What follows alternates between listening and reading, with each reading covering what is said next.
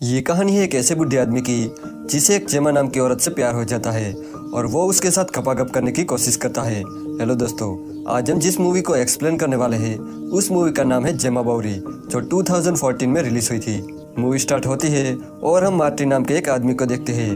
वो फ्रांस के एक छोटे से गांव में रहता है। आगे मार्टिन हम लोगों को बताता है कि वो 7 साल पहले पेरिस से यहाँ पर आया था।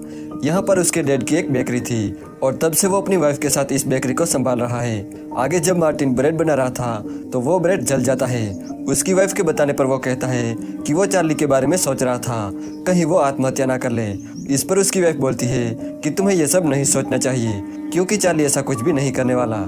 इसके बाद मार्टिन चार्ली के घर जाता है जहाँ पर वो अपनी वाइफ जेमा का सामान जला रहा था। अब वो ऐसा क्यों कर रहा था ये हमें मूवी में आगे पता चलेगा।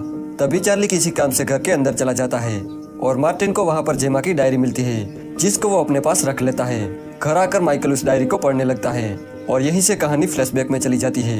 यहाँ पर हम उस दिन को देखते हैं जिस दिन चार्ली पहली बार अपनी वाइफ जेमा के साथ इस गाँव में रहने आया था।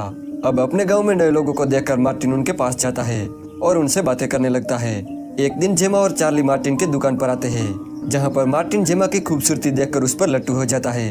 इसके बाद जब मार्टिन घर आ रहा था तब उसकी मुलाकात जेमा से होती है। फिर मार्टिन उसे गार्डन दिखाने ले जाता है जिसे देखकर जेमा बहुत खुश हो जाती है।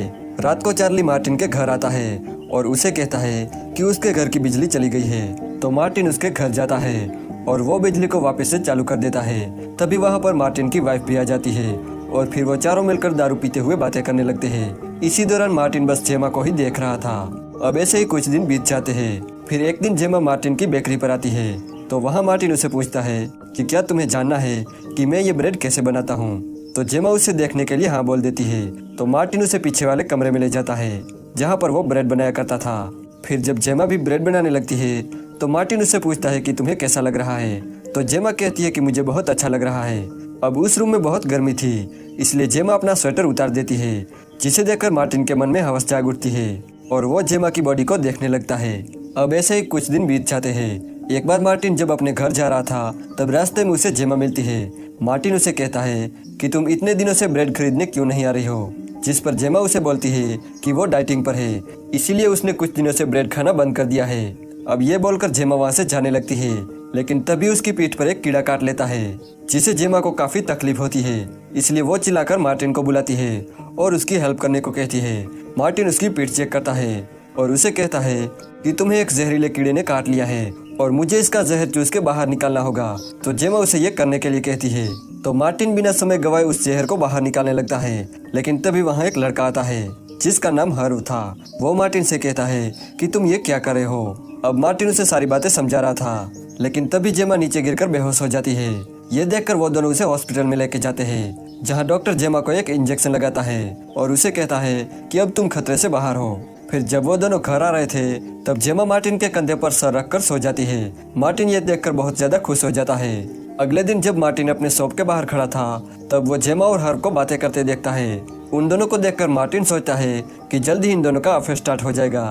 फिर एक बार जब मार्टिन कहीं जा रहा था तभी वो रास्ते में जेमा को देखता है जो गाड़ी से कहीं जा रही थी। मार्टिन उसका पीछा करने लगता है। मार्टिन वहाँ देखता है कि जेमा हर्व के घर जा रही थी। मार्टिन उन दोनों को साथ देखकर शॉक्ड हो जाता है। मार्टिन को लगता है कि जेमा हर्व के साथ वाइन पीने गई होगी पर असल में जेमा हर्व के साथ पलंग तोड़ने गई थी। उसी रात मार्टिन जेमा के घर डिनर करने आता है। तभी वो जेमा के गले पर लव बाइट देखता है जिसे देखकर वो समझ जाता है कि हर्व ने जेमा को जरूर खोड़ी बनाया होगा। अब ये सब देख के मार्टिन सैड हो जाता है क्योंकि वो जेमा को पसंद करता था। अगले दिन मार्टिन हर्व से मिलता है और उससे बातें करने लगता है।